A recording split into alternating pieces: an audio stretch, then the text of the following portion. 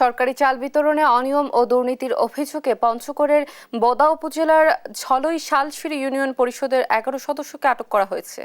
সরকারি vulnerable women benefit তথা ডিডব্লিউডব্লিউর চাল বিনামূল্যে বিতরণের কথা থাকলেও প্রত্যেক কার্ডধারীর কাছ থেকে 500 থেকে 600 টাকা করে চাঁদা নেওয়ার অভিযোগ ওঠে। অভিযোগ পাওয়ার পর সোমবার রাতে অভিযান চালিয়ে তাদেরকে আটক করে যৌথ বাহিনীর সদস্যরা। সেই সঙ্গে অভিযুক্ত ইউপি সদস্যদের কাছ থেকে 1,13,900 টাকা উদ্ধার করা হয়েছে। যে অপরাধটি হয়েছে আমরা জানি যে এটা আসলে এক ধরনের ফৌজদারি অপরাধ। এখানে আমরা কিছু অর্থও আমরা এখানে তাদের হাতে পেয়েছি যা তারা স্বীকার করেছে।